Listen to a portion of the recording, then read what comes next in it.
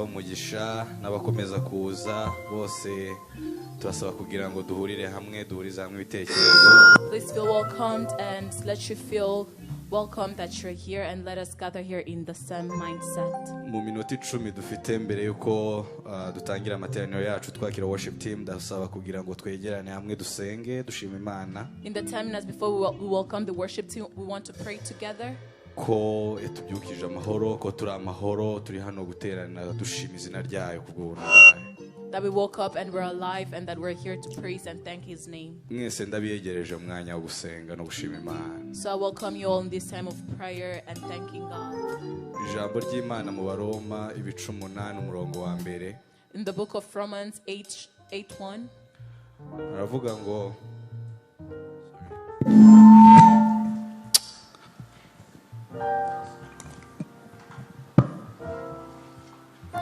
Ijambo ry'Imana mu Baroma 8 umurongo wa mbere haravuga ngo nuko rero abari muri Christo Yesu umuntu ateka bazacirwaho.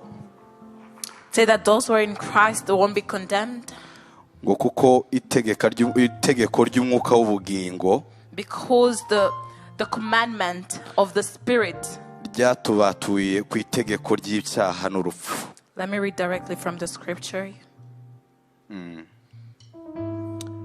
Romans 8:1.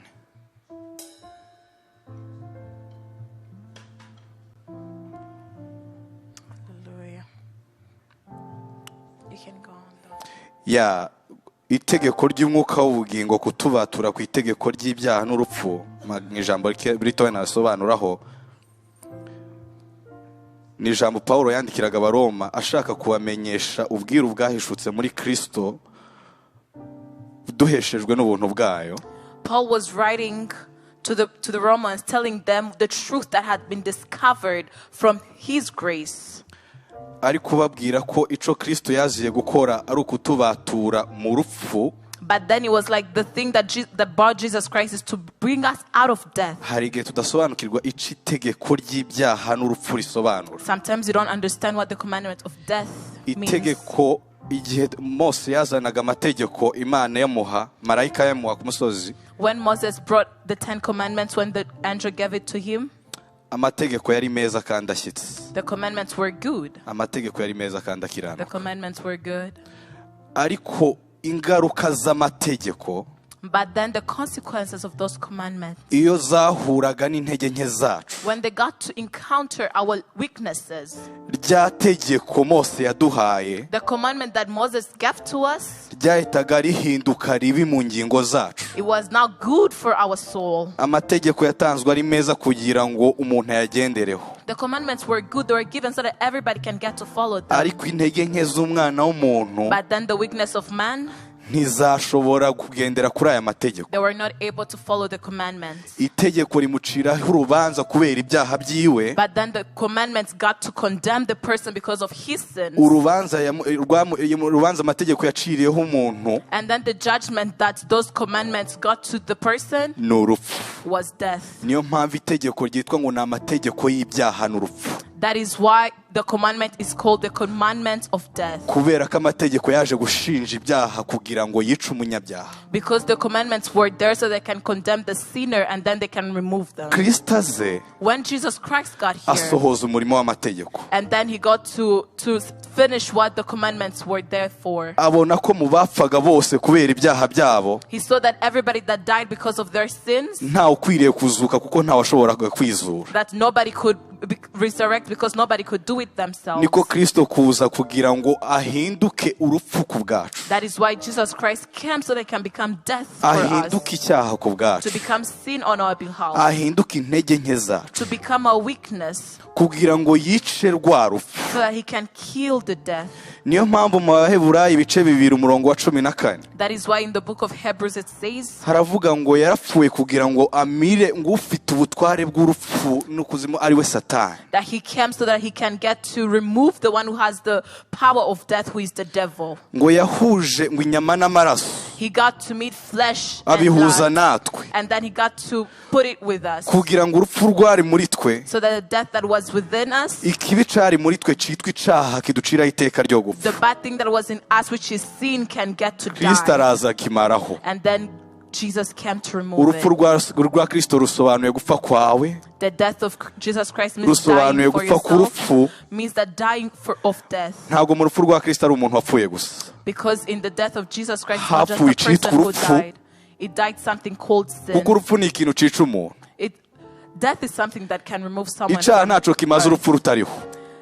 There is no use of sin without death. Icyaha ntaco kimaze.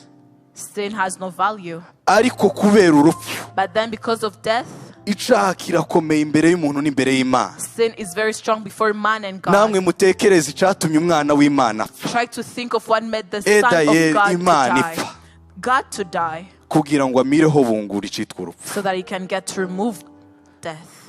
Ndabasaba kugira ngo dufatanye umwanya wo gusenga dushima So Imana. I'm asking you that we can Kuko uyu pray munsi and wa thank none God, dushima kubw'ubugingo bw'iteka yaduhaye. because we get to thank God for his eternal Yadukuye mu life. rupfu rw'iteka, He got to remove us from eternal aratuzamura death, tujyana mu bugingo and bw'iteka. then he got us the eternal life. Yadukuye mu bwoba bw'iteka, He got into being afraid for adushira mu eternally, byiringiro by'iteka, and then he gave us eternal hope kubera ukwizera dufite muri Kristo because of the Yesu. faith that we have in Jesus Christ. Mwami ndagushimiye, Our Heavenly mwami ndaguhimbaje. Father, thank you so much for this Ni beautiful wowe nyir'ubugingo, waravuze ngo ubu ni bwo Thank you bugingo for your buhoraho. blood and thank you for Ngo your nuko bakumenya ko ari wowe Mana yonyine, ngo nuko bamenye wowe watumye Kristo Yesu, ngo kandi ubu ni bwo bugingo, nuko ico wapfiriye ari ibyaha byacu, kandi uzukira kugira ngo dukiranuke, kugira ngo dutsindishirizwe nawe. Nuko ico wapfiriye utagitaye mu nzira, ntiwagisize mu mva gusa kugira ngo kizuke, ahubwo waragipfiriye ukimaraho burundu. Ico wapfiriye zari intege nke zacu, ico wapfiriye byari ibitekerezo byanduye, ico wapfiriye bwari ubwoba twagendanaga butari dufite aho bwari kutugeza namba. Ico wapfiriye bwari wari umwijima twari tubohewemo na Satani, bwari ububata twari tubohewemo n'ibyaha byacu. Ico wapfiriye ntiwagitaye mu nzira, ntiwagipfiriye ku musaraba kugira ngo cibambure, ahubwo ndagushima ko wagipfiriye byiteka kugira ngo kitazongera kubaho ukundi mu mateka y'umwana w'umuntu. Mwami Yesu Kristo niko kuza uduhesha ubugingo bwawe, uduhindura kuba abana bawe. Niko Petero yabivuze ngo noneho ubu ngubu ngo turi ibyaremwe bisha, ngo twabyawe bwa kabiri, ngo tubyawe n'ijambo rizima ry'ukuri, ngo duhinduka abana bawe, ngo duhinduka ngo abami n'abatware n'abaragwa b'ubwami bwawe. Ndagushimira kuko byose wabikoreye kugira ngo Mwami Yesu umunsi nk'uyu nguyu tuze duterana n'abera bose dushima izina ryawe, tuvuga gukomera kwawe, tuvuga imbabazi n'urukundo rwawe. Wadukunze byiteka tutabikwiriye. N'uyu munsi wa none ni benshi muri twebwe basa nkaho batarakamenya izi mbabazi n'ubuntu watugiriye, ariko ico saba no kugira ngo ufungure amaso y'imitima, uwezure kandi werurutse. Mwami Yesu Kristo wongera uganze muri twe, uduhishurire iby'ubwiru wakoze ku musaraba, uduhishurire umurimo wakoreye ku musaraba ukomeye cyane, wakoreye mu bugingo bwacu, wakoreye mu mwuka wacu, wakomereye mu mibiri yacu, imitsi n'inyama. Ndasaba kugira ngo bizumve, bikorweho rwose, bishikwe rwose, bizumve. Amatwi yacu ahumukire kumva, amaso yacu ahumukire kureba, imitima yacu ihumukire kukumva no kukunyoterwa papa, kugira ngo urukundo rwawe rwongere ruganze imitima. Yes, Lord. Urukundo rwawe rwongere ruganze ubugingo, urukundo rwawe rwongere ruganze muri twe, rwongere rwose rwuzurire muri twe. Yes, Lord. Oh, rebose kataria boshe katare bose kata. Rebra reboshe kesteriya bose tarabrade. Rebra regastendere boshe kataria bore gasteneria bo. Mwami Yesu, I thank you Father, I thank you Lord. Iyo nibutse umurimo wawe wakoze kubw'ubuzima bwanje. Iki ni igitangaza Pawulo yavuze ngo niki cageranywa n'uru rukundo, ngo niki cageranywa n'uru rukundo, ngo ninde wabasha kubona amagambo yo kuvuga izuru rukundo, ngo nubwo abanditsi bose bakusanya ikabisi ngo bakabyandika ku mpapuro z'ibicu, ngo nubwo ngo inyanja zose ngo zahinduka umuti wa wino, ngo nubwo ubwatsi bwo kwisi bwose ngo bwahinduka ngo uducumu tw'abanditsi, ngo ninde wabona kwiza izuru rukundo rw'abakunze umwana w'umuntu. Reboshe kasteria broko terere boshe katara rebose kata.